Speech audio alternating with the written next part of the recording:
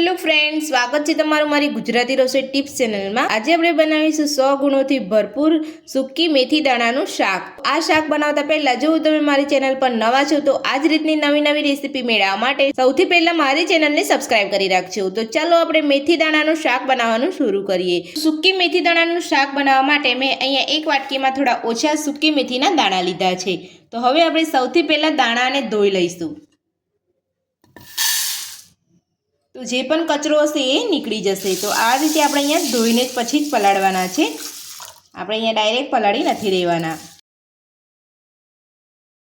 તો મેથી દાણાને આપણે અહીંયા ધોઈ લીધા છે। તો હવે આપણે અહીંયા મેથી દાણા ડૂબે એટલું પાણી ઉમેરી દઈશું।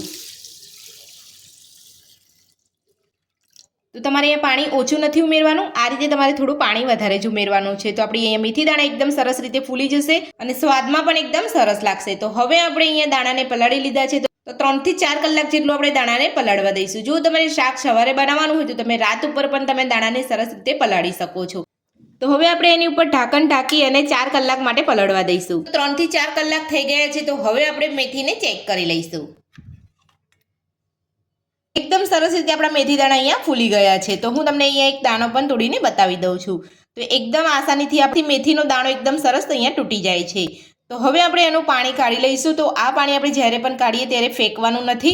આ પાણીને તમે સવારે નળના કોઠે પી શકો છો। તો ઘણા બધા ફાયદા થતા હોય છે પાણીના પણ, એટલે આપણે આ પાણીને ફેંકવાનું નથી। તો આપણે અહીંયા મેથીની અંદરથી પાણી કાઢી લીધું છે। તો આ રીતનું તમે પાણી પીવા માંગતા હોય તો તમે અહીંયા પી શકો છો। તો આ પાણીના ઘણા બધા ફાયદા હોય છે। તો જો તમે અહીંયા મેથીનું શાક કડવું તમે ખાવા માંગતા હોય તો તમારે આ પાણીનો ઉપયોગ શાકની અંદર તમારે કરી લેવાનો છે। તો હવે આપણે પાણીને સાઈડમાં મૂકી દઈશું। તો હવે મેં અહીંયા એક વાસણ લીધું છે। વાસણની અંદર હું અહીંયા 1 ગ્લાસ જેટલું પાણી ઉમેરી લઈશ। સાથે જ આપણે જે પલાળીને રાખેલી હતી મેથી એને પણ આપણે અહીંયા ઉમેરી દઈશું।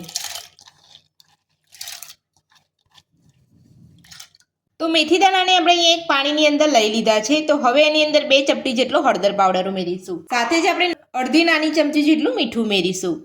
આ રીતે હળદર પાવડર અને મીઠું ઉમેરવાથી જે મેથીની અંદર કડવાહટ હોય છે એ નીકળી જતી હોય છે। તો હવે આપણે એને 5 થી 7 મિનિટ જેટલું આપણે કૂક કરી લઈશું। તો ગેસ ઉપર કૂક કરવા મેં અહીંયા મૂકી દીધું છે। તો તમારે ગેસની ફ્લેમ અહીંયા સ્લો રાખવાની નથી, અહીંયા થોડી મીડિયમ જ ગેસની ફ્લેમ રાખવાની છે। તો તમારા અહીંયા દાણા એકદમ સરસ રીતે જલ્દી કૂક થઈ જાય અને આ રીતે તમારે મીઠું અને હળદર ઉમેર્યા પછી મિક્સ કરી લેવાનું છે। તો હવે આપણે મેથીના દાણાને બફાવા દઈશું। તો આપણા મેથીના દાણા અહીંયા કૂક થઈ રહ્યા છે, એટલે કે બફાઈ રહ્યા છે। તો ત્યાં સુધી આપણે અહીંયા ડુંગળી લીધી છે। તો અહીંયા 2 મોટી સાઈઝની ડુંગળીને મેં અહીંયા મિક્સર જારમાં લઈ અને પીસી લઈશું। જો તમે અહીંયા ઝીણી સમારીને શાક બનાવવા માંગતા હોય તો તમે એ રીતે પણ તમે અહીંયા શાક એકદમ સરસ રીતે બનાવી શકો છો। પણ હું અહીંયા ડુંગળીને પીસીને બનાવું છું। તમે આ રીતે પણ તમે એકવાર ટ્રાય કરશો તો એકદમ સ્વાદિષ્ટ તમારું શાક બનીને તૈયાર થશે। તો હવે આપણે મિક્સર જારનું ઢાંકણ બંધ કરી અને આપણે ડુંગળીને પીસી લઈશું। તો ડુંગળી આપણે અહીંયા પીસાઈને તૈયાર છે। તો હવે આપણે એક વાસણમાં કાઢી લઈશું। તો ડુંગળીને આપણે અહીંયા પીસી લીધી છે। તો હવે આપણે અહીંયા 2 મોટા સાઈઝના ટામેટા લઈ અને મિક્સર જારમાં પીસી લઈશું। તો ડુંગળી ટામેટાને આપણે અહીંયા પીસી લીધા છે। તો હવે આપણે અહીંયા એ જ મિક્સર જારની અંદર આદુ લસણ મરચાંને પીસી લઈશું। તો તીખાસ માટે મેં અહીંયા 2 મરચાં લીધા છે અને 2 ટુકડા આદુના લીધા છે અને 8 થી 9 લસણની કળી લીધી છે। જો તમે અહીંયા લસણ ના ખાતા હોય તો લસણને સ્કીપ પણ કરી શકો છો। તો હવે આપણે અહીંયા બધું જ લઈ અને મિક્સર જારમાં પીસી લઈશું। તો આદુ લસણ મરચાં આપણે અહીંયા પીસી લીધું છે। તો હવે આપણે મેથી દાણાનું શાક બનાવવાનું શરૂ કરીશું। તો શાક બનાવવા માટે ગેસ ઉપર એક કઢાઈ મૂકી છે અને કઢાઈની અંદર 3 મોટી ચમચી જેટલું તેલ ઉમેરીશું। તેલને આપણે અહીંયા ગરમ થવા દઈશું। તો તેલ આપણું અહીંયા ગરમ થઈ ગયું છે। તો હવે આપણે એમાં અડધી નાની ચમચી જેટલું જીરું ઉમેરીશું। 2 ચપટી જેટલી હિંગ ઉમેરીશું। સાથે જ આપણે મીઠા લીમડાના પાન ઉમેરીશું।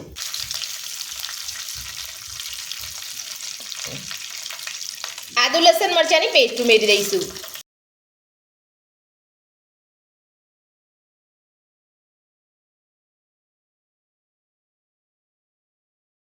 આદુ લસણ મરચાં અહીંયા સતરાઈ ગયા છે। તો હવે આપણે પીસેલી ડુંગળી ઉમેરી દઈશું। ડુંગળી ઉમેરીને આપણે બધું સરસ રીતે સાતરી લઈશું। તો આપણા મેથી દાણા અહીંયા બફાઈ ગયા છે। તો હવે આપણે ગેસને બંધ કરી દઈશું।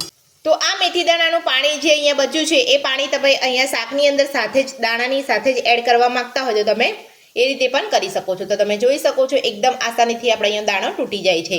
તો આપણો અહીંયા દાણા સરસ રીતે બફાઈ ગયા છે. ડુંગળી આપણી અહીંયા સરસ રીતે સતળાઈ ગઈ છે અને તમે જોઈ શકો છો અહીંયા તેલ પણ છૂટું પડવા લાગ્યું છે. તો હવે આપણે એની અંદર પીસેલા ટામેટાની પેસ્ટ ઉમેરી દઈશું. ટામેટાની પેસ્ટ ઉમેરીને આપણે અહીંયા સ્વાદ પ્રમાણે મીઠું ઉમેરીશું. જે આપણે અહીંયા મેથી દાણા બાફ્યા છે એનું પાણી પણ હું અહીંયા ઉમેરવાની છું, એટલે મેં અહીંયા એ રીતે અહીંયા મીઠું ઉમેર્યું છે. તમે અહીંયા પાણી ના ઉમેરવાના હોય તો તમારે એ રીતે તમારે મીઠું ઉમેરવાનું છે. તો બધું જ અહીંયા તેલ છૂટું પડે ત્યાં સુધી સાતળી લઈશું. તો બધું જ અહીંયા સરસ રીતે સતળાઈ ગયું છે ને તેલ પણ છૂટું પડી ગયું છે. તો હવે આપણે એમાં મસાલો કરીશું. તો સૌથી પહેલાં મેં અહીંયા 1 ચમચી જેટલું મરચું ઉમેરું છું. તમે તીખાસ પ્રમાણે મરચુંનું પ્રમાણ લઈ શકો છો. અડધી નાની ચમચી જેટલું આપણે અહીંયા ગરમ મસાલો ઉમેરીશું. 1 ચમચી આપણે ધાણા જીરું પાવડર ઉમેરીશું અને 2 ચપટી જેટલો હળદર પાવડર ઉમેરીશું. હળદર પાવડર આપણે અહીંયા પહેલે પણ ઉમેર્યો હતો અને આપણે અહીંયા બીજી વાર પણ ઉમેરીએ છીએ. જો તમારે એક જ વાર ઉમેરવો હોય તો તમે એ રીતે પણ તમે અહીંયા ઉમેરી શકો છો. તો આ રીતે બધા મસાલા ઉમેરી અને મિક્સ કરી લેવાનું છે તમારે સરસ રીતે. બધા મસાલા સરસ અહીંયા મિક્સ થઈ જશે. તો મસાલા ઉમેરીને આપણે અહીંયા બધું સરસ રીતે મિક્સ કરી લીધું છે. તો હવે આપણે તેની અંદર 2 થી 3 ચમચી જેટલું દહીં ઉમેરીશું. તો મેં અહીંયા મોરું દહીં ઉમેર્યું છે. તો આ રીતે શાક બનાવો ત્યારે અહીંયા મોરા દહીંનો જ ઉપયોગ કરવાનો છે. તો તમે આ રીતે દહીં ઉમેરીને શાક બનાવશો તો તમારું શાક અહીંયા કડવું પણ નહીં લાગે અને સ્વાદિષ્ટ લાગશે. તો દહીં ઉમેરીને તમારે આ રીતે અહીંયા બધું જ સરસ રીતે મિક્સ કરી લેવાનું છે.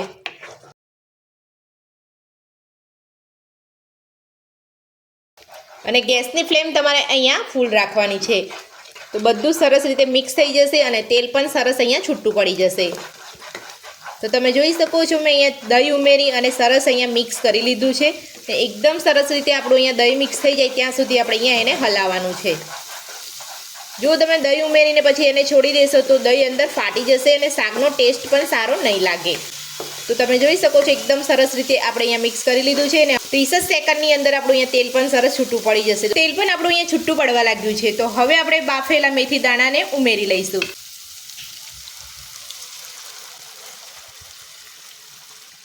તો હવે આપણે બધું સરસ અહીંયા મિક્સ કરી લઈશું.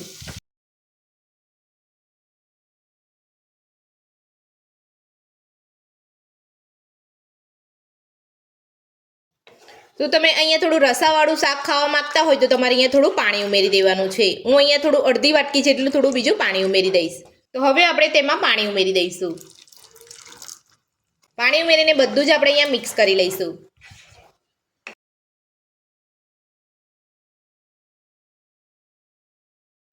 તો હવે આપણે શાકની અંદર 2 ચમચી જેટલો ગોળ ઉમેરીશું. જો તમે અહીંયા ગોળ ઉમેરવા ના માંગતા હોય તો તમે ગોળને સ્કીપ પણ કરી શકો છો.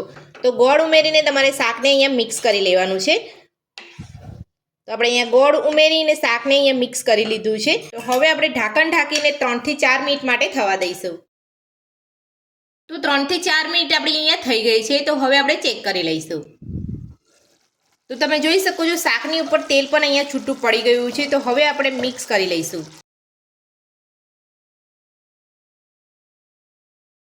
તો ગોળ પણ આપણો અહીંયા ઓગળી ગયો છે અને શાક પણ આપણું અહીંયા સરસ બનીને તૈયાર છે. તો હવે આપણે લીલા ધાણા ઉમેરી અને શાકને સરસ રીતે મિક્સ કરી લઈશું.